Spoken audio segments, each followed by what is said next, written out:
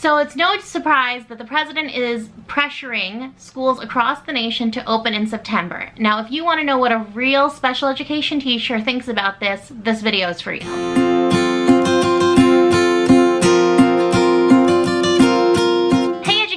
Warriors and parents. My name is Pam. I've been a special education teacher for the past 10 years.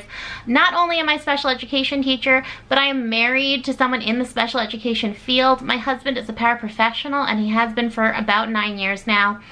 And in addition to that, I am a parent as well. I have a beautiful daughter. Her name is Lily. She's amazing. So I'm coming to you now as a special education teacher and a parent and someone who has a loved one in special education teaching as well. Before we start, please hit subscribe and like so more teachers and parents can find this. I think it's important to really understand the perspective of educators at this time.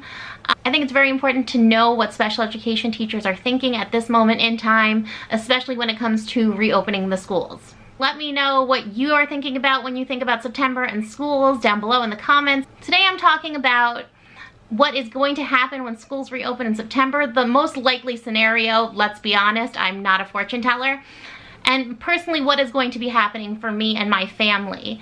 So let's get into it. Starting off with the fact that I actually got into my office for the first time. I got into my office. It's now July 15th. I finally got into my office since we shut down in March. Now, I'm in New York. I am a special education teacher in New York, and my school is maybe the second or third school to have an actual case of COVID-19. So we shut down before everyone else's school. So we have been shut down at least one day before everyone else. We were like the day before. And they literally just went, don't show up. Don't show up. It turns out I had Tupperware in my office that I didn't know about. I couldn't find my favorite sweater. It was in the office, obviously. And only recently were we able to actually get into the building. And even that, there was like forms you had to fill out online, and then they gave you a window, and that was your window. And if you came outside your window, you were turned away. It was a whole ordeal. Now, I truly came in with the mindset of, I'm gonna clean everything out and move everything around and organize and this, that, and the other thing. And by the time I got into the building, I was so upset and panicked and freaked out that I took my personal belongings and turned around and left. Like, it was horrible. I was just so scared, and I don't know why, and I know it's silly. There was literally no one there except maybe my principal and a couple admins, and I have a tiny, tiny office that you have to walk through someone else's office to get to my office. Now this year I have an office because I was a cluster teacher, and to have an office as a cluster teacher I know is a miracle. But when I tell you, like, that used to be my safe space and it didn't feel safe anymore, it really got me, it really upset me. Like, I'm gonna cry right now, which is silly, but I was really heartbroken. And it was really hard to be back. And all these things about September kept coming up in my mind, and it was really hard to be there and to know what's coming and to know what we've been through. And it really, everything on the news just really hit me a little bit harder. We live with my husband's grandfather, and he tends to watch Fox News, as most elderly people do, I guess. But they keep saying, like, schools have to reopen, they have to get back to learning, their education, da-da-da-da-da. The only thing that closed about schools is the building. I have not stopped working for my children for 1 second. Because my kids are my kids. I don't care if I gave birth to you or not, you're my kid, so it kills me that they're not getting what they need. It kills me that we are really put on the spot as like the catch-all for everything that's wrong, and it really hurts. But mostly what hurts is the September coming up. I'm gonna take So September for me, as far as I know, and this could change at any moment because that's how education works, I have a classroom again. I am no longer a cluster teacher, which is good and bad, but I don't know if they're getting rid of cluster teachers altogether, because a teacher going into many rooms is a bad idea. But I'm going to be working with severely multiply disabled students in a classroom.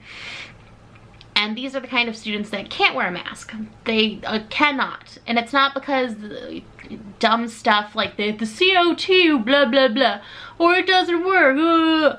No, they physically can't because it would smother them. Like, they have actual medical issues where they can't wear a mask, or the masks don't fit their face right because they have different features, like that kind of stuff. Or they have behavior issues that they can't keep a mask on. So I'm going back knowing that my kids probably aren't going to wear masks because they physically can't. And that's pretty scary. So I know what I'm getting into.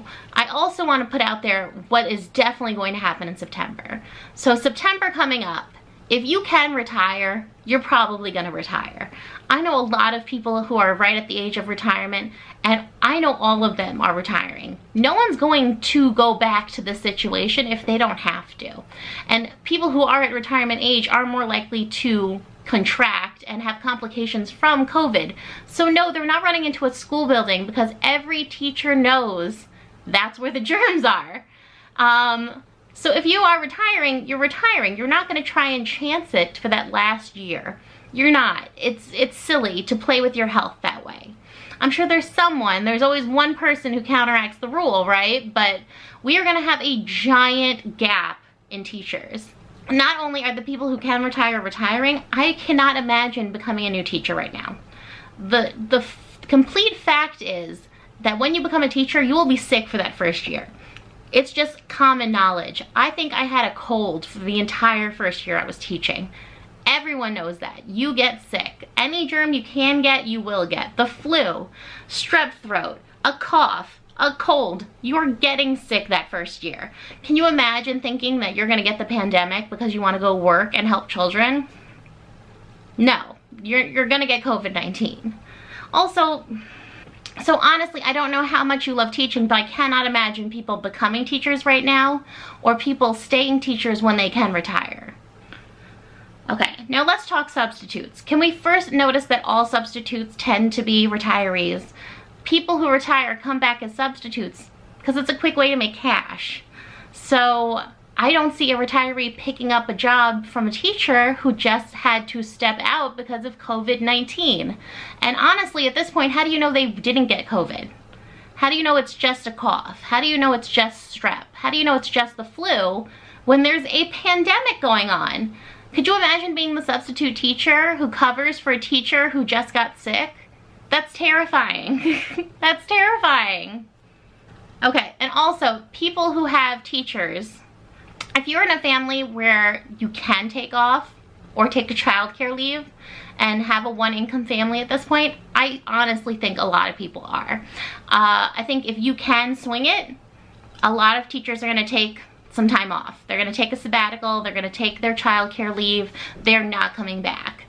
Okay, so about my family. My mother, who's watching my daughter right now, has diabetes. She's more likely to have complications due to COVID-19. And to be honest, a higher mortality rate. So she will not watch my daughter after we go back to school. And honestly, I don't blame her. I completely understand where she's coming from. There's just too many germs that I'm bringing home, that my husband would be bringing home. So she's not going to be able to watch her. We live with my husband's 90-year-old grandfather, and we care for him for the most part. Like, I make all the meals, and my husband stays with him late at night to make sure he's okay and provide, company. So whatever we have at school, we bring home, and I do my best to wash and stay away from grandpa, especially that first month. But it is dangerous, especially going back now. Now, because my husband and I are both educators, typically we send my daughter to daycare. So my daughter's daycare is kind of an unofficial teacher daycare. Like, when we all shut down. Like, when we shut down, there was only 2 kids left in daycare whose parents were not teachers. So not only would my daughter be exposed to like 13 times the amount of germs that I or my husband would be exposed to, she'd also be exposed to our germs from our school. So I think people who have the option, like we do, who can have one parent stay home, are now having the conversation of how do we make this work. And come September, my husband will be a stay-at-home dad if the schools are open. That's just how it's gonna work. I cannot in good conscience send my daughter to daycare knowing all of the germs that are out there. I don't care how safe they say it is, at this point in time, I cannot send her. Any parent who is a teacher who can stay home will stay home. That's just how it's gonna be. So my husband and I have sat down, we have had this talk, and we have determined that if we are going back to school and there is a conflict, that instead of sending Lily to daycare, what we are gonna do is my husband is going to take some childcare leave and stay home full-time, being a stay-at-home dad.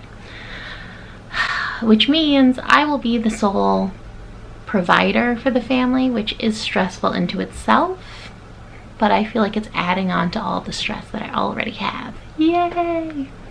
Now, the thing that scares me the most is that everyone seems to have their own plan and they don't want to share it with us. I heard from a friend who heard from someone working summer school that my school will be open 2 days a week. I don't know how that stops the pandemic, but sure, 2 days a week. My husband's school has given him zero information about what the plan is for September, and the government doesn't seem to have any plan at all except being crazy. So I have a friend whose daughter is going to preschool in September, and she was telling me how she hopes the school's open because this is going to be her first time at school. And I kind of had to sit her down and say, I wouldn't send your daughter. If I was you, I would not send my daughter. First of all, it's not school. It's not school the way you think of school. The kids are not going to be able to interact with each other. It's going to be very strict and regimented.